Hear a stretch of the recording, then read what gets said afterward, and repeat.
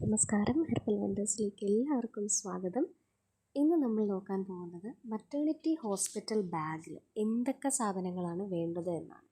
വളരെ കോസ്റ്റ്ലി ആയിട്ട് ഒരുപാട് വസ്തുക്കൾ കുത്തി നിറച്ച് കൊണ്ടുപോകേണ്ട ആവശ്യം ഇല്ല എന്നുള്ളതാണ് വാസ്തവം.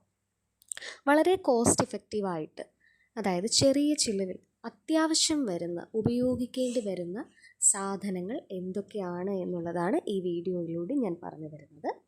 ഇതനുസരിച്ചുള്ള സാധനങ്ങൾ മാത്രം നിങ്ങൾക്ക് ഹോസ്പിറ്റലിലേക്ക് കൊണ്ടുപോയാൽ മതിയാകും. നമുക്ക് വീഡിയോയിലേക്ക് പോകാം. ഒന്നാമതായി റിസീവിങ് ബ്ലാങ്കറ്റ്, അല്ലെങ്കിൽ നമുക്ക് സ്വാഡിൽ ചെയ്യാൻ വേണ്ടി ബേബീനെ റിസീവ് ചെയ്യാനും പൊതിഞ്ഞു വെക്കുവാനും വേണ്ടിയിട്ടുള്ള ഇങ്ങനത്തെ ടവൽസ് വേണം.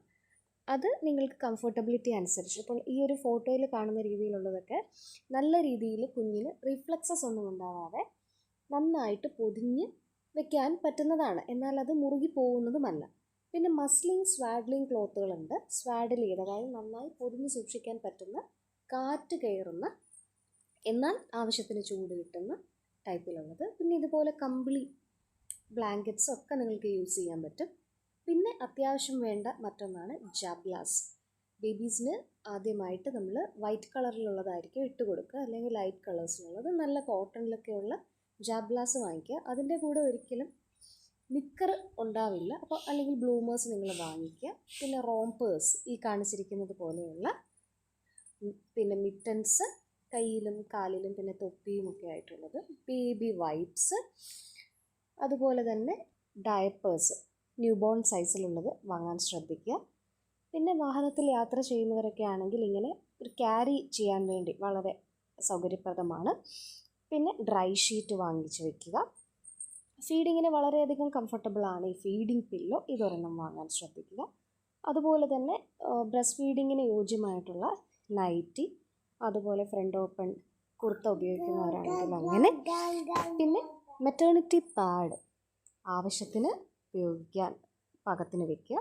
എപ്പിസിയോട്ടമി സ്റ്റിച്ചിൽ വയ്ക്കാൻ പറ്റുന്നതാണ് ഈ ഒരു കൂളിംഗ് പാഡ്. പിന്നെ ഒരു ബോട്ടിൽ ഡെറ്റോൾ കയ്യിലുണ്ടായിരിക്കുക. മോസ്കിറ്റോ റിപ്പല്ലൻ്റ് കയ്യിൽ കരുതി വയ്ക്കുക. പിന്നെ ബെഡ്ഷീറ്റ്സ് ആവശ്യമുണ്ടെങ്കിൽ കയ്യിൽ കരുതാവുന്നതാണ്. നിങ്ങൾ ഉപയോഗിക്കുന്ന, അതുപോലെ തന്നെ ബേബിക്ക് വൈപ്പ് ചെയ്യാനുമൊക്കെ വേണ്ടിയിട്ടുള്ള സെപ്പറേറ്റ് ടവൽസ് വയ്ക്കാൻ ശ്രദ്ധിക്കുക.